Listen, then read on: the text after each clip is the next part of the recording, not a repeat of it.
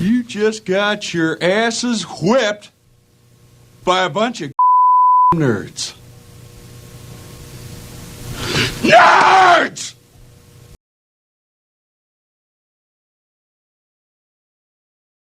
Thank you for joining us on Nerds Podcast. I'm Puba alongside P, and we are here to discuss Daredevil, Born Again, Season 2, Episode 5, The Grand Design. And what a design it was. Pete, we seem to have missed this on the last episode, but as Daredevil is running away from the boxing gym, then broke the glass, there's an event, and it's supposed to be the Watcher. What do you think is the thing that's making the Watcher, because he only watches big events, what do you think the Watcher is here for to actually watch? Well, I mean, look, it's a great show, so he's just tuning in just like everybody else. Listen, I didn't pick that up. I saw it online. You brought it to me. It's a great catch, whoever caught that. And it was confirmed that it is the Watcher. That's something, and we've seen it throughout. He's kind of the narrator of the What If series. So I'm all for that because that's just, linking everything together. So the Watcher's there, even if it's something street level like Daredevil, I'm okay with that. Again, as much as they can put as much as they can kind of integrate all their characters into these shows without overdoing it, that was so subtle, and it's perfect to me. So I'm all for it. I'm all aboard for that. Yeah, I think for the major reason that Kingpin can't be in the MCU movies, I think that this event is gonna, because of course, Vanessa now getting some of her karma back to her. I think the Kingpin turning into the Kingpin we kind of know in the comic books, this is the event, the moment that we can go back and maybe say, hey, this was it. This was the moment that we got the Kingpin versus Wilson Fisk. And I think that's why the Watcher was there. But Pete, in this new episode, we get no opening scene at all. It goes straight into the credits, which is crazy to think because we usually get something that's opening. There's a beach walk. This has to be the island that Vanessa had mentioned earlier in the prior episode, where they had their own private island. What do you think? Could be, yeah. I thought maybe it was just him because of what's happened in this episode, just him reminiscing on a nice time that they were together. Well, so you saw that from Fisk's perspective.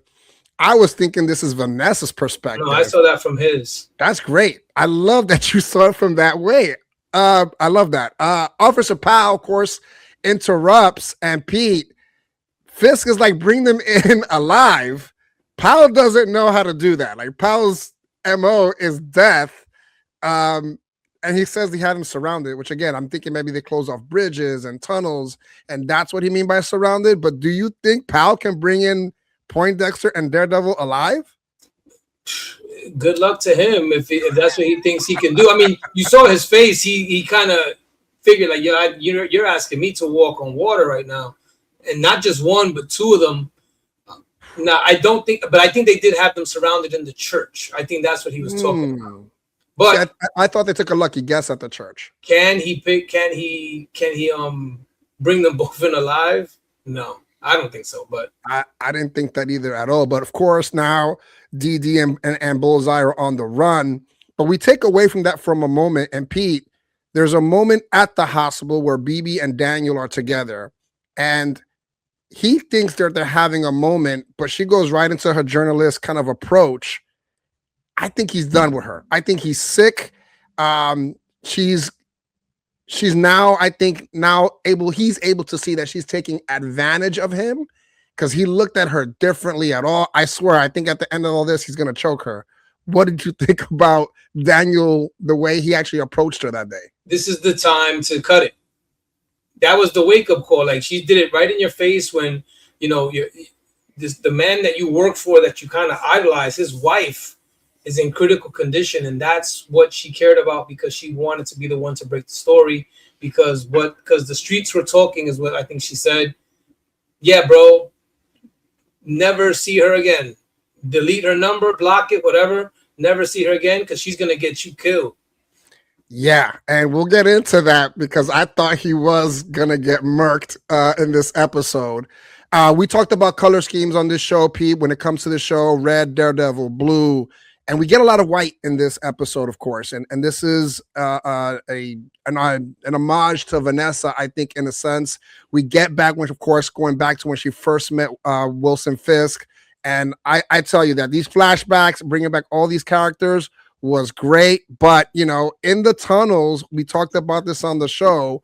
Pete, why do you think Bullseye keeps bringing up Foggy's name? Like, he does not want to hear Foggy out of Poindexter's mouth at all, but Poindexter keeps doing it. Is it because he's just looking for penance here and forgiveness? No, I think, well, remember, he said to leave him. You know, he's bleeding out, leave him. So maybe he was trying to do that to trigger him to leave him and just, or finish him, you know, whichever one it was. I mean, you know, I don't think he probably doesn't think he has a problem killing people because he threw him off a building. So he was probably like, yo, just, you know, finish me this time. I'm bleeding out already. He kept on saying, like you said, he kept on saying Foggy after he even choked him and threatened him not to say his name. But yeah, I think he was just, you know, he was over, he was finished, he was done with it, and he thought he's antagonizing him. Yeah. Okay. All right. Well, Pete, how much did you enjoy the flashbacks with Foggy? No, that was cool. You know, flashbacks all around. We got to see Wesley again. Woof. You said they did the flashbacks to kind of show how they met. You know, we all know how they met. They met in the art gallery with the painting, and there's more to it, and that's what they're telling in this story as well. Before they went to the art gallery, before they met, that earlier in that day, I'm guessing.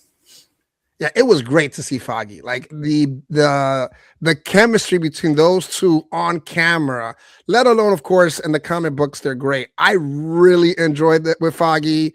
It was great to see. Of course, they get this case, and someone knows Foggy from the past, calls him a fembot. The whole time, I'm actually laughing about this, man. But, you know, of course, they get a loophole in the case, which, of course, then reflects what happens later, of course, in this episode. But they don't know, Pete, and I didn't realize this, that they were actually working for Fisk, working for, I think the name of the, I forget the name of the, I think it's Landman and Zach was the name of the law firm before, of course, they created Nelson and Murdoch. But when they took that case, they were actually working for Fisk. I found that to be absolutely crazy, didn't you? It was supposed to be, I guess, like a layup to get him to plead out so he can go to jail because they were kind of setting him up, but they didn't want to because I guess Foggy was looking back at the person that he knew when he was younger, and this flashback kind of reflects what's going on in the current day in the episode between Daredevil and Bullseye. Yeah, no, it was crazy to have that whole thing come like almost full circle. Great writing in this episode. Great writing. Again, they didn't let off what happened in the Netflix series, which again, bringing in Wes back, of course, understanding why they got into the art because they wanted to diversify. Again, just really, really amazing. Vanessa goes under the operation, Pete, and during that same time, while she's going under the knife, Bullseye can't go on. And I want to get into that banter between Poindexter and Daredevil here.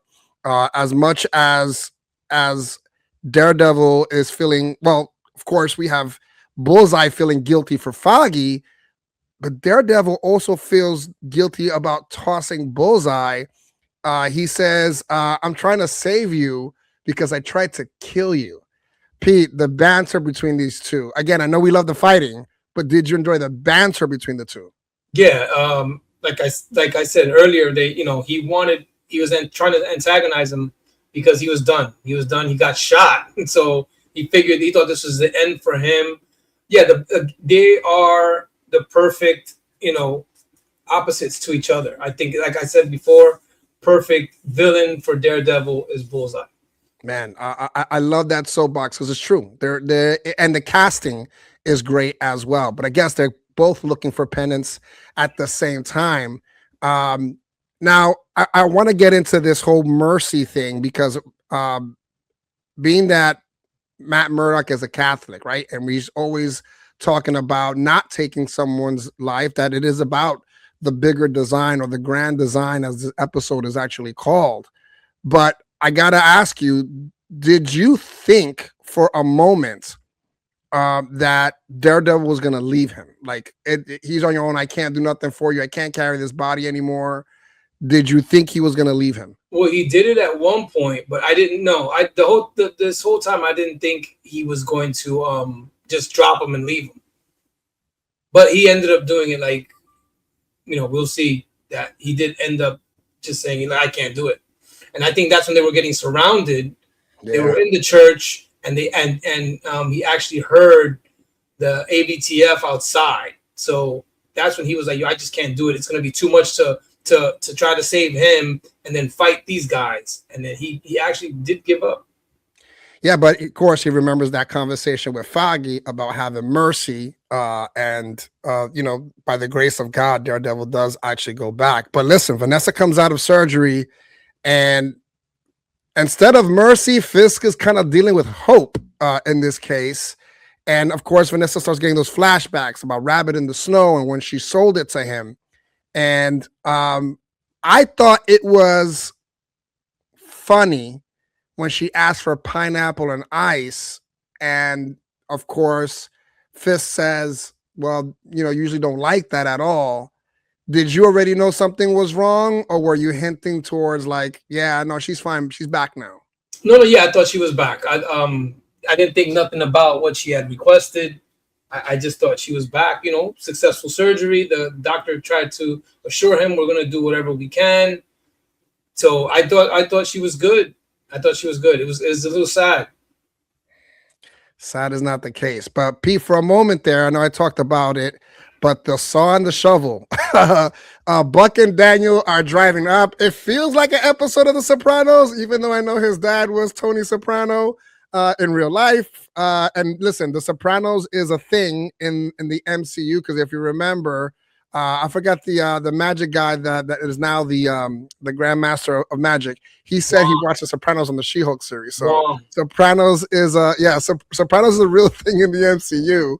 But like, you thought Daniel was cooked? 100%. Yeah.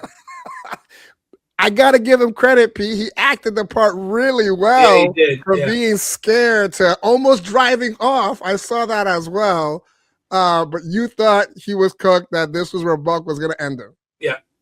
Okay. Yeah. No. So you're not the only one that thought that, but no, it's all for the co-captain off the ship. But of course, you mention it all the time here. Well, mentioned it on this episode at least about Fisk and it's being sad. For Fisk, I mean, he's a villain. We know that. Did you feel sorry for him? Yeah, because like you said, the word you used before was hope. And there was hope. He thought they had moved past it. I noticed something when she repeated, tell me how we met. Tell me a story. Tell me how we met. That's when I knew something was wrong. And then it immediately showed the look on his face. So yeah, it's just tough. And then the way he reacted afterwards, that was tough, man. Yeah, no, tough wasn't the word. I saw the anger, everything else, the confusion.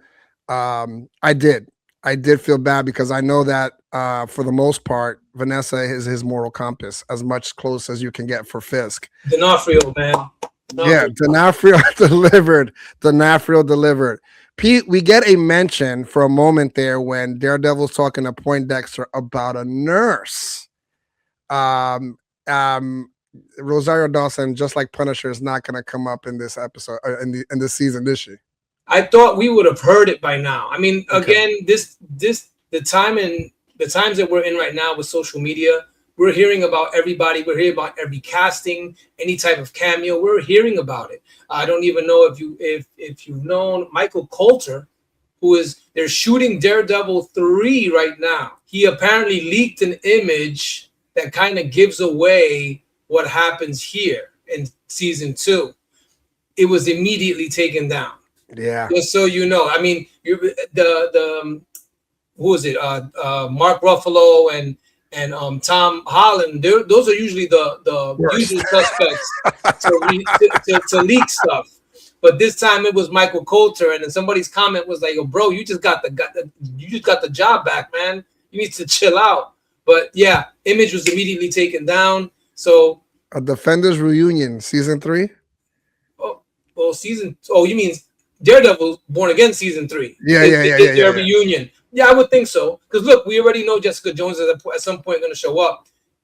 If Rosario Dawson was going to be in it, we would have heard about it by now. I was hoping to see Rosario Dawson. I mean, I would love to see a cameo that we have that completely blindsides us. I would love to see that, like her showing up to kind of help out a Bullseye. Woo! Absolutely, but that'd be great if they could pull that off. But we got people all over the place. We got Twitter pages, Instagrams that people are looking for this type of thing to spoil it for us. So who knows? Maybe we will. Fingers crossed.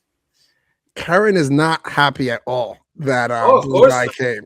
Karen's not happy at all that Daredevil brought Bullseye in, and you could just see it off on her face. But you know, Vanessa did her part on this show, and it was great to have her back, of course, after her not being on the show, her being written in season 1.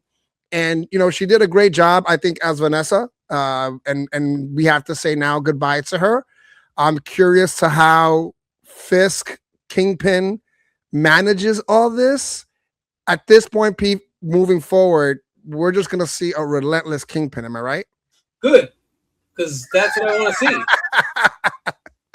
Okay, folks, you heard it here. We're going to see a relentless Kingpin, and it's going to be a good thing according to Pete.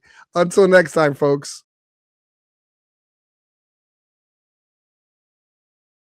The worst episode ever.